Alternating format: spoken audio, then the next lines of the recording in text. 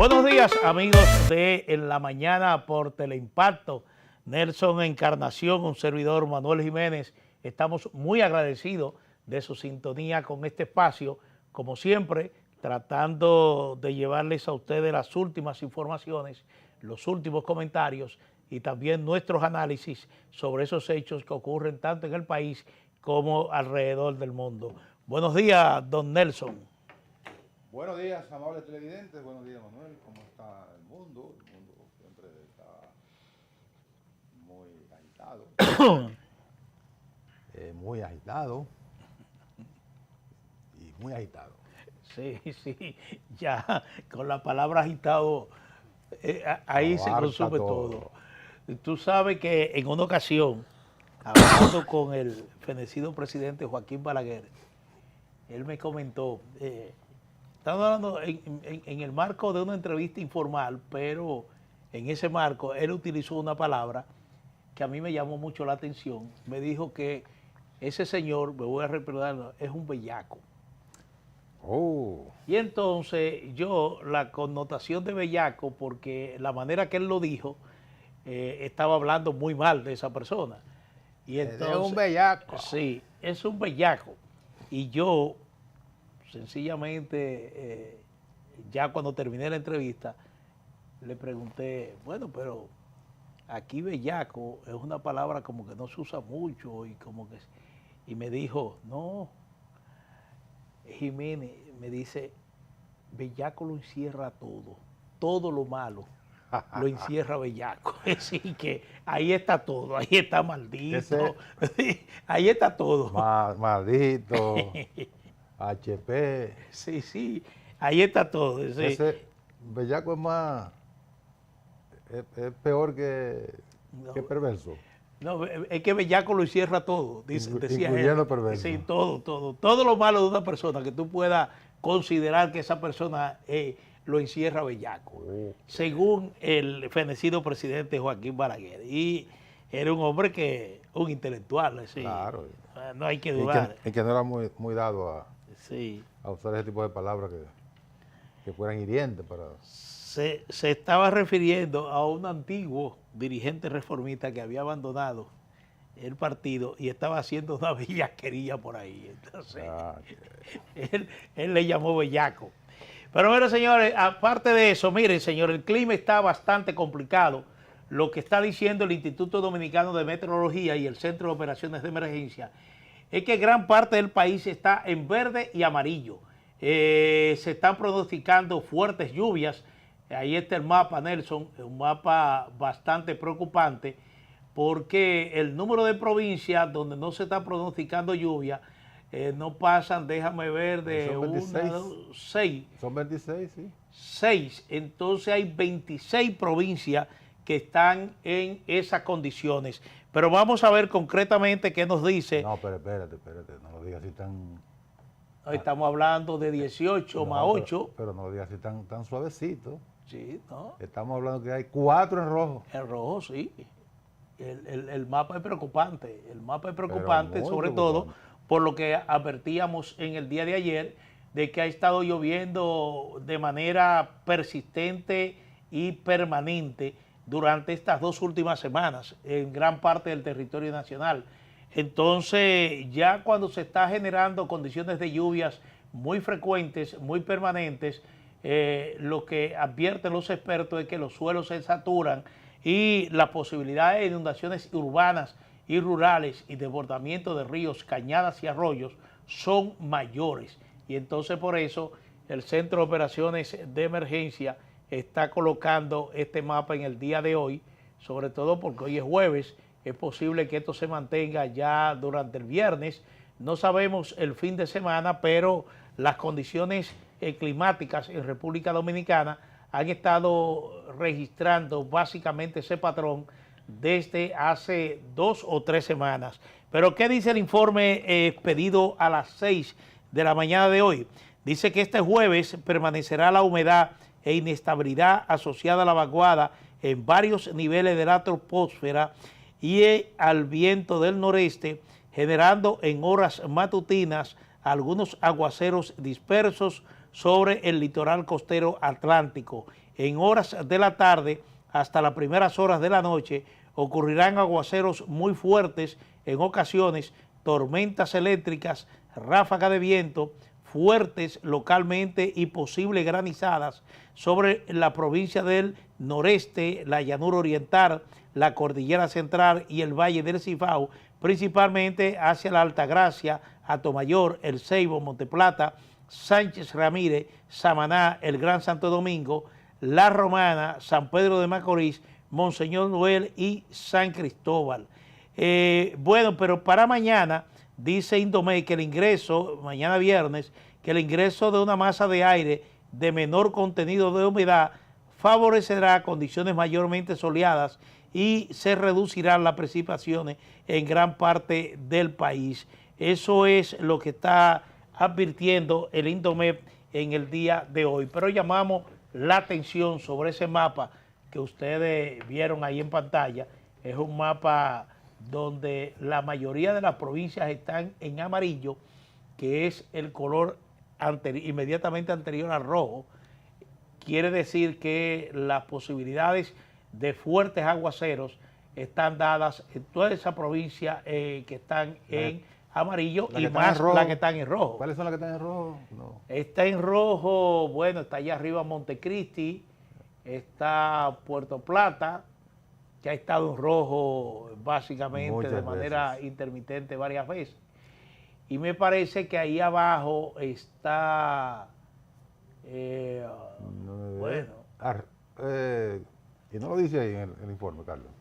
No, el informe no lo dice, pero está Santiago Rodríguez, está Valverde, está Puerto Plata y está Montecristi. Son las provincias que están en rojo. El Distrito Nacional está en amarillo. Exactamente. Entonces la zona atlántica está en rojo. Atención, allá la zona atlántica y la línea noroeste. En rojo. O gran parte de la zona atlántica sí es rojo. Sí. Pero Puerto Plata ha estado en rojo de manera prácticamente persistente. Yo diría que durante prácticamente todo este mes que ha estado lloviendo. Y ha llovido prácticamente de manera continua durante los últimos 2 años. Una capacidad de absorción de los suelos que ha sido desbordada hace rato, y por eso Puerto Plata ha sido una de las provincias, particularmente algunos municipios, no toda porque la zona urbana ha tenido menos incidencias de derrumbe y estas cosas, pero hay varios municipios que han estado permanentemente en emergencia por la cantidad de lluvia que se han generado, que han caído puentes, badenes, desbordamiento de ríos, deslizamiento de las montañas, y todas estas cuestiones que han generado que el gobierno esté permanentemente a través de los programas sociales atendiendo a Puerto Plata, que para mala suerte también tuvo un temblor bastante fuerte recientemente. Sí, así es. De que un completo. Sí. Bueno, hay que llamar la atención de que Santo Domingo está en alerta amarilla, porque para que después no haya sorpresa de que cayó una gran cantidad de lluvias. Es decir, la situación está dada para aguaceros fuertes, lo está advirtiendo el Indomet y el COI.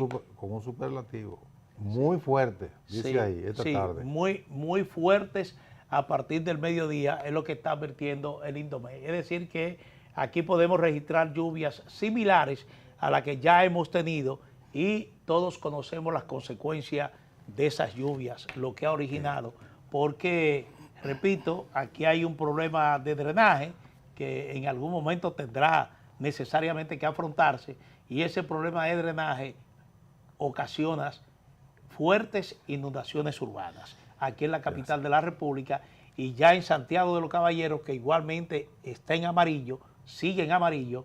En Santiago de los Caballeros ya hemos visto cómo también se están registrando esas fuertes inundaciones urbanas con calles que parecen ríos.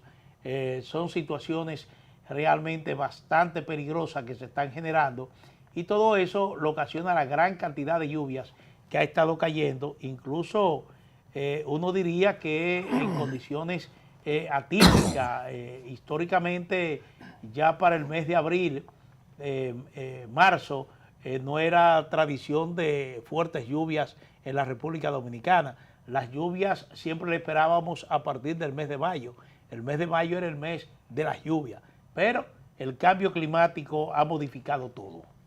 Santiago, no sé si las inundaciones de Santiago tienen que ver con las inundaciones que muchas veces tienen que ver aquí en la capital. Por ejemplo, aquí sabemos que hay una disolución social, hay una falta de ciudadanía que es horrible con el vertido de desperdicios. Sí, civismo y educación. Falta de educación no hay. No sé Santiago, pero Santiago hay que recordar que Santiago estuvo 8 años regido por la alcaldía de Abel Martínez. Fueron 8 años, ¿verdad? Sí, 2 mandatos consecutivos. Sí, fueron dos mandatos. Y hay que, la verdad sea dicha, Sí. Abel fue un tremendo alcalde. Una ciudad que estaba permanentemente organizada. Lo reconocen los santiagueros. Sí, permanentemente organizada, bien limpia, no permitía la apertura o la instalación de talantines en zonas que no fueran debidamente establecidas por la alcaldía. No sé ahora cómo, porque voy con frecuencia a Santiago, pero la próxima vez que vaya a Santiago me voy a convertir en reportero. Voy a regresar a mi vieja condición, la más hermosa del periodismo. Usted no la ha perdido. No, pero uno a veces como que se burocratiza y deja un poquito de la condición de reportero y hay cosas que se le pasan a uno. Pero cuando vaya a Santiago, irá el reportero de muchos años. Sí. Me voy a ocupar a indagar cómo está Santiago para hacer, las comparaciones siempre son odiosas, pero para establecer una cierta relación entre lo que existía con Abel Martínez y lo que hay ahora con el alcalde Ulises Rodríguez. Porque quiero entender que además de la cantidad de lluvia y que el drenaje tampoco en Santiago es una cosa que digamos que es del primer mundo, también hay problemas con el drenaje, pero voy a tratar de establecer si el desorden que hay aquí en la capital, no es que Carolina sea una mala alcaldesa, no, eso tampoco. Lo que ocurre es que la educación en la ciudad capital, que debería ser exactamente lo contrario, es un desorden total porque la gente no quiere entender que cuando usted agrede mediante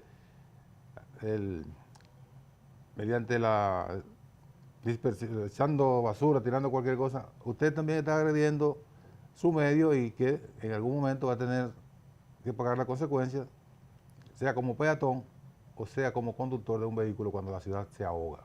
Eso quiero establecer esa diferencia. Bueno, esa tarea que usted se impuesta le resulta fácil porque además de que usted conoce muchos ciudadanos en Santiago, también conoce periodistas de mucha experiencia, muy profesionales en Santiago, que pueden también emitir un criterio de eso que le preocupa, que ha sido el antes y el después en Santiago de los Caballeros. Que te envió saludos recientemente un compadre tuyo. Ajá. El compadre Juan Bonilla. Ese compadre, yo Salúdame a mi compadre. Estoy preocupado. Ajá. Porque le escribo por WhatsApp, le mando algunos artículos y entonces resulta que no me responde. Oh.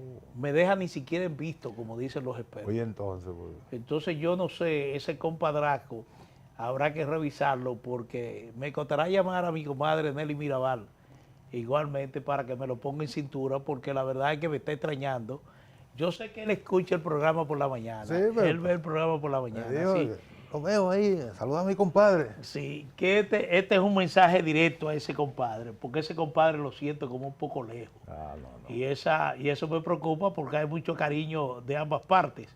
Y entonces, pero le estoy diciendo de que últimamente le escribo a su WhatsApp, le pongo algunas notas, los artículos que escribo semanalmente, pero no veo respuesta de allá para acá. Así que te responderá. Este es un mensaje público. Te responde. Esta es una reprimenda pública, Sí, un compadre, que no es usual. Miren, señores, normalmente empezamos con el Medio Oriente, Estados Unidos e Israel, y decir que el conflicto sigue básicamente trancado en la parte del estrecho de Hormuz, que representa las demandas cruciales que hacen igualmente Irán y que hace Estados Unidos.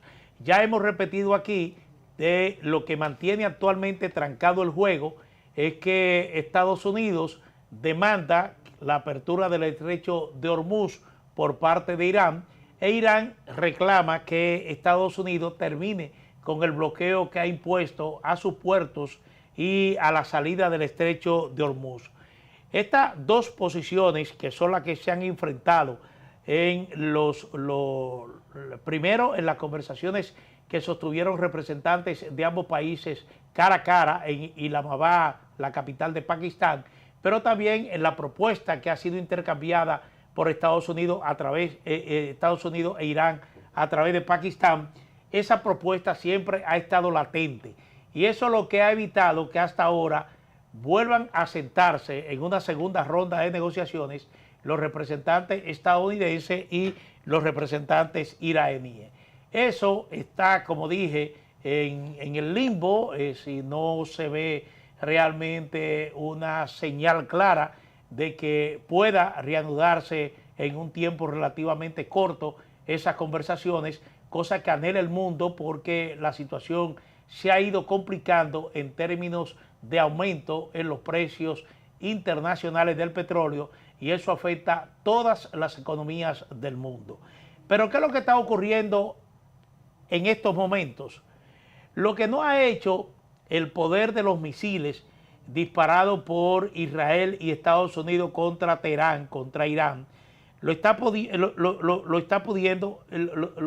logrando precisamente el bloqueo naval que ha impuesto Estados Unidos a Irán. La moneda de Irán, que es el rial, cayó el miércoles a un mínimo histórico mientras ese bloqueo naval de Estados Unidos está aumentando la presión sobre la ya golpeada economía iraní en medio de un alto al fuego que todas las partes consideran frágil. Los expertos están advirtiendo que la caída del real probablemente avive aún más la inflación en un país que como Irán, muchos bienes importados, desde alimentos y medicina hasta productos electrónicos y materias primas, se ven afectados por la cotización del dólar. Este bloqueo ha recortado una fuente clave de ingresos para el gobierno iraní y de divisas fuertes al detener o interceptar envíos de petróleo. Los líderes de Irán apuestan a que una economía que ha sido construida precisamente para ser autosuficiente bajo décadas de sanciones internacionales impuestas por Estados Unidos pueda soportar este dolor. Entonces ya van 4 semanas después del alto al fuego que en gran medida ha detenido los combates. Estados Unidos e Irán siguen atrapados, como dije al principio, en un enfrentamiento por el estrecho de Hormuz, donde en condiciones de paz pasaba el 20% del petróleo que demanda el mundo. Pero a la vez que Irán está restringiendo el suministro energético mundial con ese férreo bloqueo del estrecho de Hormuz, su industria petrolera se ve cada vez más amenazada por ese bloqueo estadounidense. Es decir, sin forma de exportar el petróleo que extrae y con un espacio cada vez menor para almacenarlo dentro del país, Irán podría verse obligado a reducir drásticamente o a cesar la producción en algunos de sus pozos, quizá en tan solo 2 semanas, según están opinando los expertos este jueves.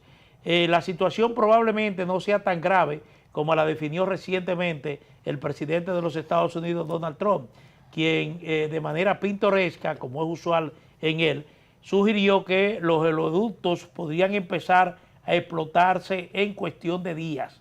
pero una vez detenida la producción de petróleo, es decir, extraer petróleo de esos pozos, dice la producción de los envejecidos pozos, podría no ser tan fácil reanudarlo si se recurre, lo que socavaría la futura protección petrolera del país. Los analistas están señalando que Teherán parece haber empezado ya a reducir la producción para evitar cierres totales de sus pozos petroleros. La presión aumenta a medida que el Departamento del Tesoro de Estados Unidos endurece las sanciones a los envíos de petróleo iraní que ya están en el mar. El ejército estadounidense ha informado que ha incautado al menos 2 petroleros frente a las costas de Asia que se creen transportaban crudo iraní.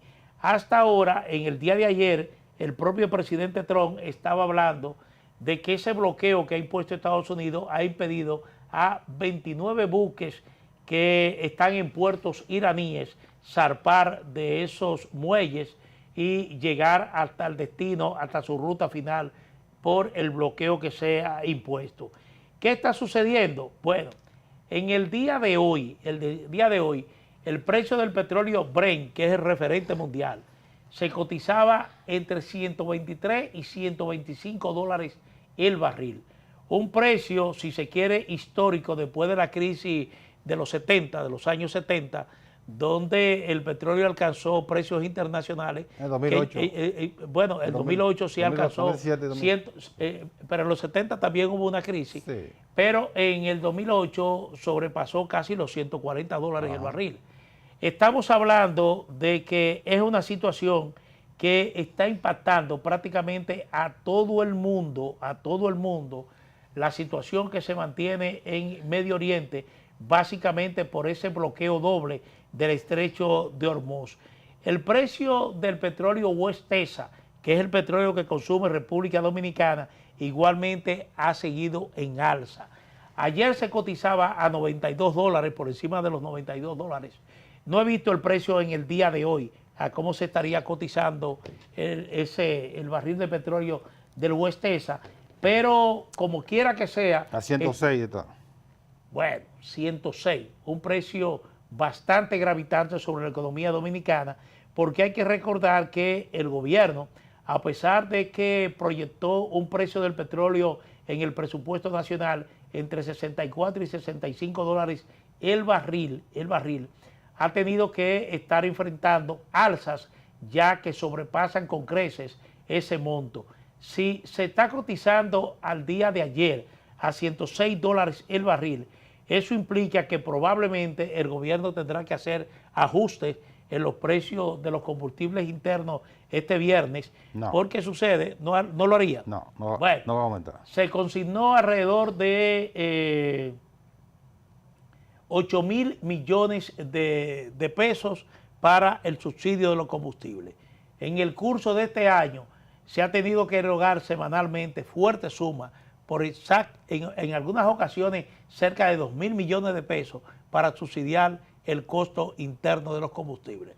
Si seguimos a este ritmo, en algún momento el gobierno tendrá que hacer transferencia de partida del presupuesto para mantener el subsidio de los combustibles, porque esa ha sido la garantía que ha ofrecido el presidente Luis Abinader.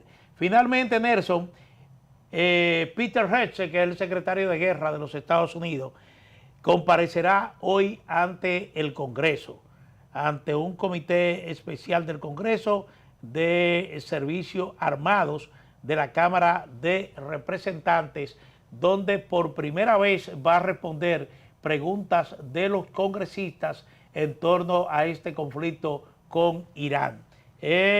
Una comparecencia que despierta muchas expectativas. Repito, es la primera vez después que Estados Unidos inició estos ataques contra Irán, que Peter Hegseth va a presentarse ante un comité de la Cámara de Representantes de los Estados Unidos. Se da por anticipado que los representantes demócratas someterán a Hegseth a un fuerte careo, a un fuerte interrogatorio sobre todo en un contexto donde hay muchas dudas sobre la participación de Estados Unidos en estos ataques a Irán, porque hoy surge la información de que probablemente lo que se dijo en aquella guerra de 12 días, de que Estados Unidos había destruido el uranio que Irán había logrado enriquecer, lo que está surgiendo precisamente en el día de ayer, surgieron temores, incluso por un experto de Naciones Unidas en materia nuclear, de que ese porcentaje de uranio enriquecido todavía está en poder de Irán sin ningún tipo de merma, sin ningún tipo de daños. Eso por un lado, esa aseveración en ese momento del presidente Trump de que ese almacenamiento había sido destruido con un bombardeo, eso por un lado, y por el otro lado está la situación interna del Departamento de Guerra. Ha sido destituido el jefe del ejército, ha sido destituido o forzado a renunciar el secretario de la Marina, y en el marco de todo eso se habla de otros 10 generales de las Fuerzas Armadas de los Estados Unidos que igualmente o han sido forzados a renunciar o sencillamente han sido separados de su cargo, una situación inédita en los Estados Unidos. Y se espera que esta comparecencia de Peter Hesse ante este comité de la Cámara de Representantes de los Estados Unidos gire precisamente sobre esos temas. Sí, comenzando por el petróleo, ambas variedades de petróleo, tanto el Brent como el West Texas, subieron significativamente entre un 6.8 y 7% en el día de ayer, que llegó entonces el Brent realmente está a 118. Está muy elevado al punto, en comparación con la cotización que tenía antes del conflicto. Estamos hablando de que ha subido. Y sí, Nelson, para que la gente tenga una idea, antes de la guerra, ese petróleo tipo Brent, que es el referente mundial, se cotizaba a $70 el barril. Sí, eso ha subido alrededor de un 40%. Entonces el West Texas, que andaba por alrededor de 66, $65, está cotizándose hoy a 108, a 106 con 80 centavos para la entrega en junio, la entrega dentro de mes y medio. Y la gasolina en los Estados Unidos está costando en el día de hoy un promedio de $4.23, un precio récord en los últimos años que tiene bastante preocupado a los funcionarios y el presidente Trump, porque es un precio que significa casi el doble de lo que estaba antes del conflicto, y eso tiene un impacto significativo de manera interna en la popularidad del presidente, en la aceptación del gobierno en sentido general, y la gente, cuando le dan por el bolsillo, se quilla, no importa que tenga una cierta simpatía por el gobernante, por los funcionarios. En cuanto a lo que se refiere a las dificultades que tiene la industria petrolera iraní, está bastante comprometida, porque los pozos tienen una producción constante. No que el presidente Trump dijo que los oleoductos iban a comenzar a explotar porque estaban produciendo petróleo y no había salida. Eso no es así, porque sencillamente usted cierra la válvula del pozo que manda al oleoducto y ya, y para el vertido de petróleo hacia esas tuberías. Pero no es tan sencillo, como dice la información, no es tan sencillo volver a la dinámica anterior. No estamos hablando que es un acueducto, que tú lo cierras, una llave, tú la cierras y bueno, después la abres y comienza a sacar agua. No es así, es una industria muy compleja que tiene unas especificaciones que lo hacen difícil. Por eso La industria petrolera es constante, no hay interrupciones, excepto en este tipo de situaciones, o una programación de mantenimiento, o un mantenimiento programado, que también eso es normal. El presidente Trump está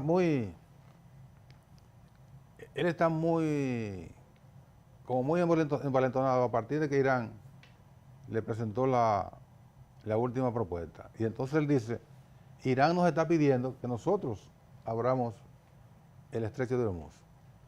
Bueno, Irán lo que le está pidiendo es que abran el estrecho de Hormuz, pero no que él lo abra, sino que en conjunto. Porque una cosa va detrás de la otra. Y usted pone el orden como quiera.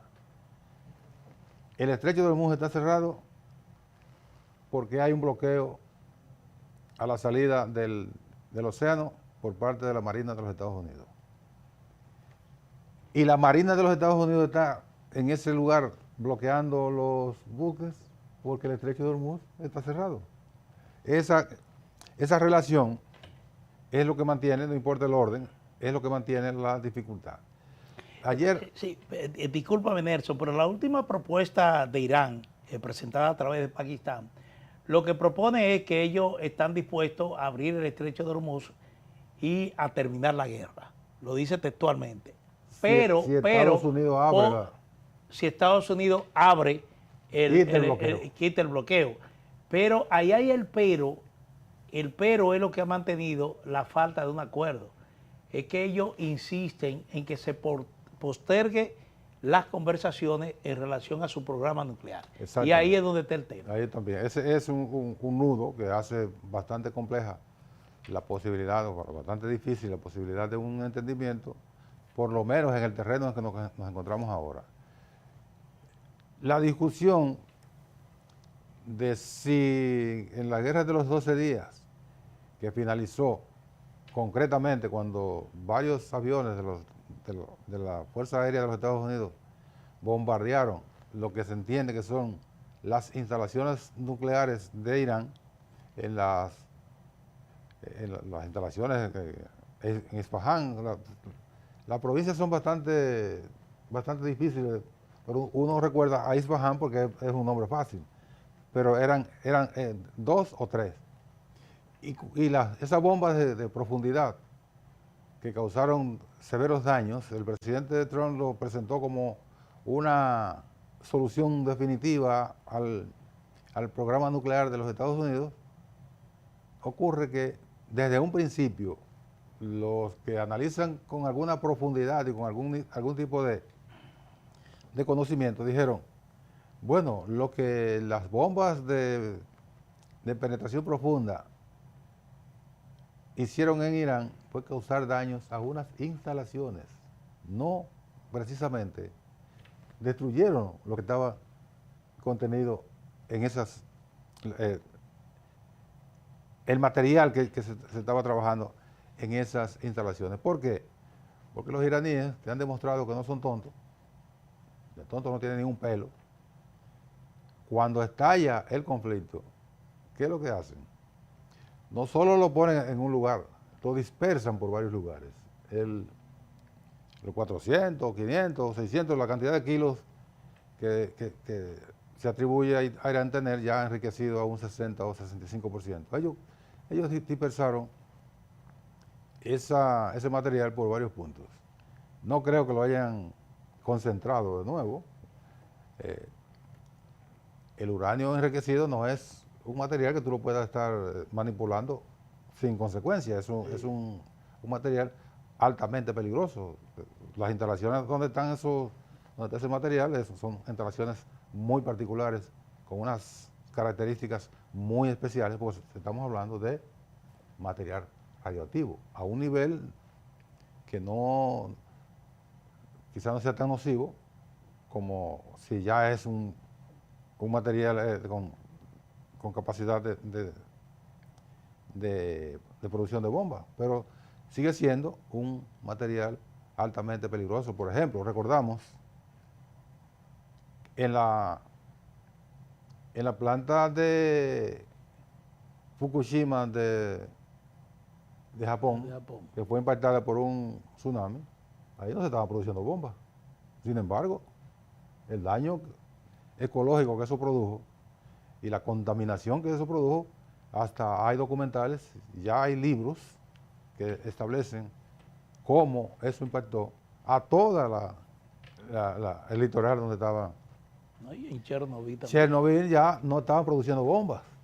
Y sin embargo, ese lugar quedó inservible para toda la vida, que también hay muchísima literatura sobre eso, porque estamos hablando de material altamente radioactivo. Lo mismo ocurre con ese material que tiene Irán.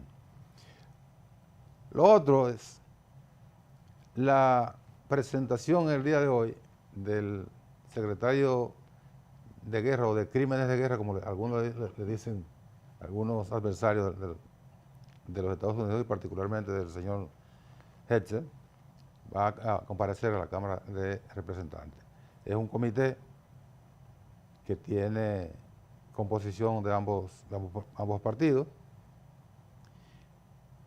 y no creo que la batería de preguntas y de cuestionamientos al secretario de guerra de los Estados Unidos sea solamente de los demócratas, porque hay republicanos que están muy incómodos con el presidente y con su equipo por la forma como comenzaron el conflicto en Irán, que no informaron al Congreso. Sí, olvidé citar también otro caso que, de acuerdo a lo que están planteando los medios de comunicación en Estados Unidos, también figuré aparte de este no interrogatorio, de esta presencia de Hetzel. Es una comparecencia. Sí, de esta comparecencia de Hetzel, que son los ataques en el Caribe y el Pacífico a la llamada narcolanchas.